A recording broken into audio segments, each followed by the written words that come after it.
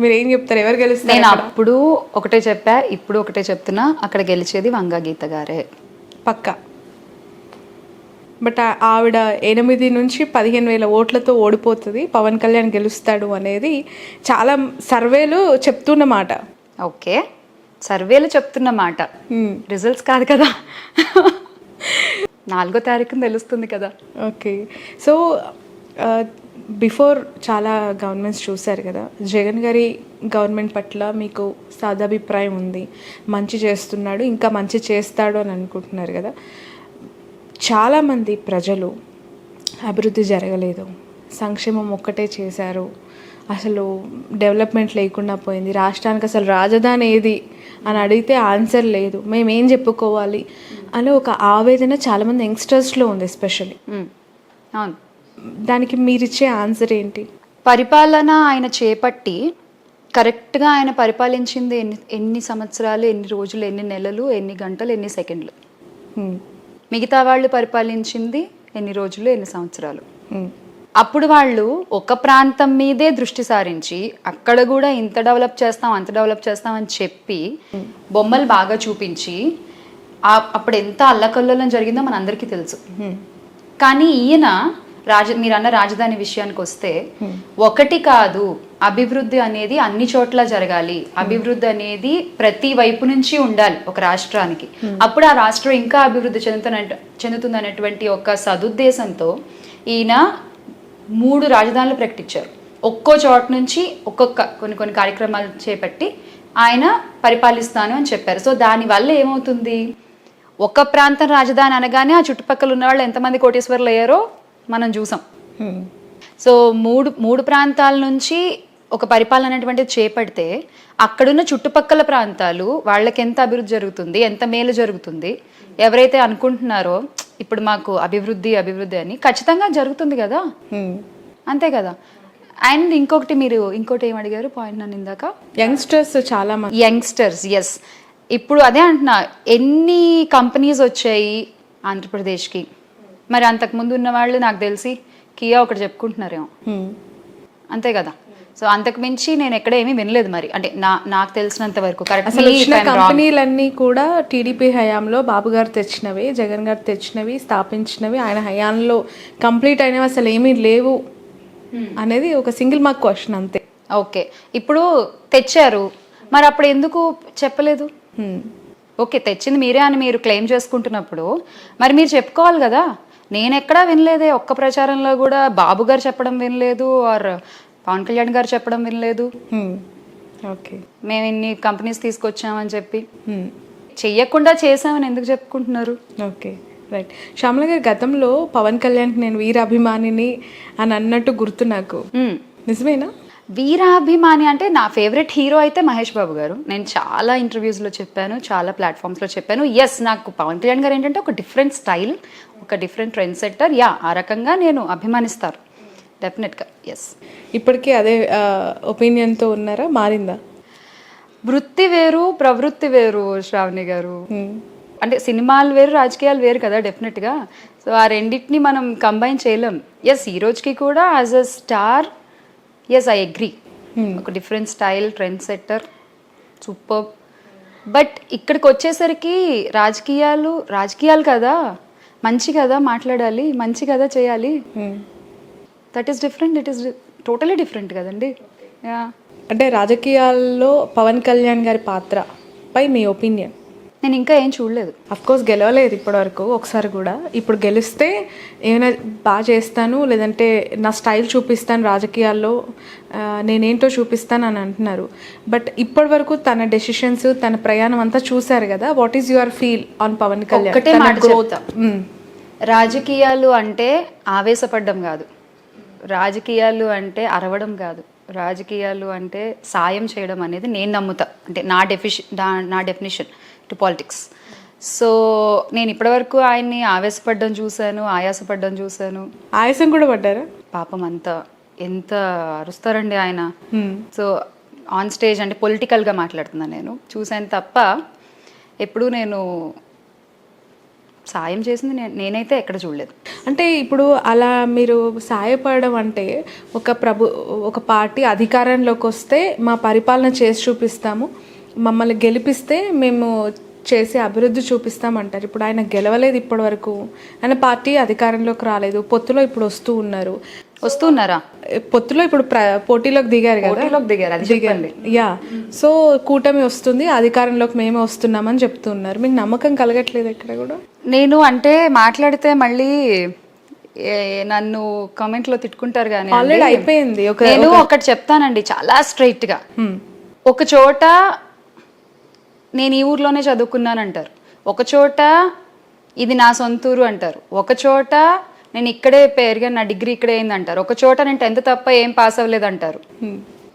మీకు అర్థమవుతుంది అనుకుంటా వాట్ ఐఎమ్ సేయింగ్. సో ఎలా నమ్మాలి? ఒకసారి మా అమ్మని తిట్టేశారు, అసలు అలాంటి వాళ్ళు మనుషులేనా అసలు అని అరిచేశారు. ఒకసారి మేమందరం ఫ్రెండ్స్, మేము కలిసి వస్తున్నాము, మేమంతా ఒకటే అంటారు. ఒకసారి నేను మిమ్మల్ని చూసుకుంటా అంటారు. ఒకసారి లేదు మనం అమ్మేశాము, మనకు సంబంధం లేదు మీకు నాకు, వచ్చిన ఎంపీ టికెట్ల వరకు తీసుకోండి, వచ్చిన వాళ్ళు ఇచ్చింది మీరు తీసుకోండి అని చెప్పి సర్ది చెప్పేసి పంపించేస్తారు. కాసేపు అసలు నాకు మీరే అంటారు, కాసేపు లేదు మీరే నన్ను చూసుకోవాలి. ఎగ్జాక్ట్లీ ఇందాక మీరు అన్నట్టు ఇన్ని మాటలు మీరు ఇప్పుడు నేను చెప్తేనే విన్నప్పుడు వాట్స్ యువర్ కాల్? చెప్పండి, మీ ఆలోచన ఎలా ఉంది? నేను ఇది నార్మల్గా ఒక బయట నుంచి ఇవన్నీ నేను చూసిన ఒక వ్యక్తిగా నేను అడుగుతున్నాను, ఇది ఎలా నమ్మాలి? అంటే కొన్నిసార్లు పార్టీ పెట్టినప్పుడు మంచి జరుగుతుంది అండ్ మన గ్రోత్కి ఏం జరిగినా అది మన గ్రోతే, మన పార్టీ భవిష్యత్తు కోసమే అని పదే పవన్ కళ్యాణ్ గారు చెప్తూ ఉన్నారు. అదే వాళ్ళ పార్టీ ఉన్నతి కోసమే అనేది ఆయన దాన్ని క్లెయిమ్ చేసుకుంటున్నారు. ఏ పార్టీ అయినా డెఫినెట్గా వాళ్ళ ఉన్నతి కోసమే కష్టపడతారు, కష్టపడాలి, ఎస్. కానీ కష్టపడిన వాళ్ళని నట్టేట్లో ముంచేయకూడదు కదా అన్నది నా పాయింట్. మీ పార్టీ ఉన్నతి కోసం కష్టపడిన వాళ్ళని మీరు పక్కన పెట్టుకుని భుజం మీద చెయ్యేసి ముందుకు తీసుకెళ్లాల్సిన ఒక వ్యక్తి, ఒక గౌరవనీయ స్థానంలో ఉన్న మీరు నట్టేట్లో ముంచేయకూడదు కదా మీ పార్టీ కోసం కష్టపడిన వాళ్ళని, మీ పార్టీ ఉన్నతి కోసం కష్టపడిన వాళ్ళని. అక్కడే అయిపోయింది కదా. శ్యామల గారు ఇండస్ట్రీలో చాలా ఏళ్ల నుంచి ఉన్నారు, అనేక మందితో పరిచయాలు అండ్ ప్రయాణాలు మీ ప్రొఫెషన్లో.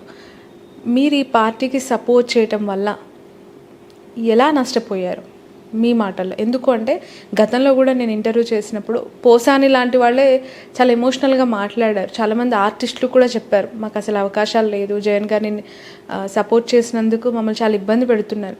మీ కెరియరే ఇది అనుకొని మీరు ఈ ఫీల్డ్ చూస్ చేసుకున్నప్పుడు what is your hurdles and మీరు అడుగులేస్తున్న ఎదురవుతున్న పరాభవాలు ఏంటి? 2019లో అయితే నేను పెద్ద ఏమీ నష్టాలు అయితే ఏమీ చూడలేదండి. సో బికాజ్ నేను ఆఫ్టర్ ఎలక్షన్స్ అందరికీ తెలుసు నేను ఇటు పార్టీలో సపోర్ట్గా ఉన్నాను అని చెప్పి. బట్ ఆ తర్వాత కూడా నేను కొన్ని సంస్థలకి వర్క్ చేయడం జరిగింది, ప్రీ రిలీజ్ ఫంక్షన్స్ చేయడం జరిగింది, ఆ స్టార్స్వి చాలా వరకు నేను ఈవెంట్స్ చేసుకుంటూ ఉన్నాను. అంతా బాగానే ఉంది. బికాజ్ వాట్ ఐ ఫీల్, నేను ఎప్పుడూ ఏం చెప్తానంటే ఇప్పుడు నేను కావాలి అంటే నా దగ్గరికి వస్తారు, నన్ను అప్రోచ్ అవుతారు. అది నేను వైసీపీలో ఉన్నాను కాబట్టి పిలవకూడదు, ఇంకా అలా ఆలోచిస్తే ఇంకా మనం దానికి ఏం సమాధానం చెప్పలేము. ప్రస్తుతం అలానే ఉంది సిచ్యువేషన్. ఇండస్ట్రీలో 2 వర్గాలుగా విడిపోయారు చాలామంది, ప్రొడ్యూసర్, డైరెక్టర్స్, మిగతా ఆర్టిస్టులు, లేదంటే ఇంకొంత అప్కమింగ్ డైరెక్టర్స్ అంతా కూడా లైక్ ఇక్కడ పార్టీలాగే అక్కడ కూడా కూటములు పార్టీలు ఉన్నాయి అని. నిజమేనా? కూటములు పార్టీలు నాకు తెలిసి ఏమీ లేవండి. బికాస్ ప్రతి ఒక్కళ్ళు ఒక మంచి ప్రోడక్ట్ ఇవ్వాలనే కష్టపడతారు, ఎంటర్టైన్ చేయడానికే కష్టపడతారు. That's what they are doing. అది ఎవరైనా సరే ఇంక్లూడింగ్ పవన్ కళ్యాణ్ గారు ఒక మంచి సినిమా తీయాలని ఆయన కష్టపడతారు, చేస్తారు, అయిపోతుంది. So and yes, coming to your point, నేను డిజిటల్గా ఇప్పుడు అది ఎదుర్కొంటున్నాను. ఆ కష్టాలు నా ప్రస్తుతానికి ఇంకా డిజిటల్ మీడియా వరకే ఉన్నాయి. ఐ డోంట్ థింక్ సో మరి అలా ఫంక్షన్ అవుతారని నేనైతే అనుకోను. లేదంటారా? ఇంకా అలా ఫంక్షన్ అయితే ఇంకా అది వాళ్ళ బుద్ధి వాళ్ళే బయట పెట్టుకున్నట్టు. భయం వేయట్లేదా శ్యామల గారు? ఇంత అవుట్లెట్గా సపోర్ట్ చేసేసాం, మాట్లాడుతున్నాము, విమర్శిస్తూ ఉన్నాం, కౌంటర్కి రీకౌంటర్ ఇస్తూ ఉన్నాం, రేపు పొద్దున ఏమైనా నెగిటివ్గా మనకి ఎఫెక్ట్ అవుతానేమో, ఫీల్డ్ నా ప్రొఫెషన్కి ఎఫెక్ట్ అవుతుందేమో అని భయం వేయట్లేదా మీకు? భయము, కష్టము, ఇవన్నీ ఎస్, హ్యూమన్ బీయింగ్స్ ఒకానొక టైంలో డెఫినెట్గా మనం గోత్రూ అవుతాము. బట్ అటువంటి టైంలో నాకు ఒకటి అనిపిస్తుంది అండి, ఇప్పుడు ఒక పెద్ద పార్టీని కాదని ఒక పెద్ద పార్టీని, అధికారంలో ఉన్నటువంటి పార్టీని ఎదిరించి ఒక్క వ్యక్తి బయటకొచ్చి నించుని నిలబడి ఆయన నమ్మిన దానికోసం పోరాడి 10-15 ఏళ్ళు పోరాడి నాకు తెలిసి ఒక 2 సంవత్సరాల జైల్లో ఉండి 16 నెలలు జైల్లో ఉండి కష్టపడి ఎంత గోత్రు అయి ఉంటారండి. ఆయన చేసింది ఏంటి? ఒక ఓదార్పు యాత్ర చేస్తున్నారని ఆపేయమన్నందుకు ఆయన ఒక కాల్ తీసుకుని, ఒక డెసిషన్ తీసుకుని ఇదంతా చేశారు కదా. ఆ కష్టం ముందు, అప్పుడు ఆయన ఫేస్ చేసిన ఛాలెంజెస్ ముందు మనదేముందండి? కష్టం అంటే అది. దాని గురించి మాట్లాడుకోవాలి.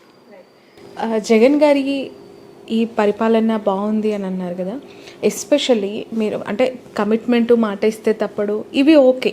బట్ గ్రౌండ్ లెవెల్లో మీకు అవ్వాతాతల దగ్గర కావచ్చు, మహిళలకు కావచ్చు, వాళ్ళ దగ్గరికి వెళ్ళినప్పుడు జగన్ అనే పేరు చెప్తే ఫస్ట్ వాళ్ళు ఇచ్చిన రియాక్షన్స్ ఏంటి? ఎందుకంటే మీ ద్వారా తెలుసుకోవాలనుకుంటున్నాను. మా బిడ్డ అంటూ పెద్దవాళ్ళు, అన్న అంటూ మన ఏజ్ వాళ్ళు, చిన్నపిల్లలైతే అసలు నేను షాక్ అయ్యానండి. జగన్ గారి మాస్క్లలో పెట్టేసుకుని చిన్నపిల్లలు ప్రచారాల్లో వాళ్ళు చిందులు వేస్తున్నారు అసలు. అంటే I can see 10 years ahead. I can see వాళ్ళందరూ రేపు పొద్దున పెద్దవాళ్ళు అవుతారు, వాళ్ళందరూ ఇవన్నీ చూస్తారు, వాళ్ళందరికీ ఓటు వస్తాయి ఫ్యూచర్లో. డెఫినెట్గా ఒక మంచి లీడర్, ఫ్యూచర్ లీడర్ ఓకే ఇప్పటి నుంచి కూడా. యా, సో అంటే మామ జగన్మావయ్య అనుకుంటూ అసలు ఎవ్రీబడి, ప్రతి ఒక్కళ్ళు అంటే చిన్న పిల్లల్లో నేను అంత ఒక లీడర్ గురించి నేను ఎప్పుడు వినలేదండి. అంటే నా చిన్నప్పుడు కూడా తెలుసు అంటే తెలుసు, యా ఇష్టం అంటే ఇష్టం, అంతే తప్ప అంత ఇన్వాల్వ్ అయిపోయి ఒక భయం కదా రాజకీయ నాయకులు అంటే. బట్ పిల్లల్లో ఆ భయం లేదు, ప్రేమ ఉంది. Okay, so that's the difference.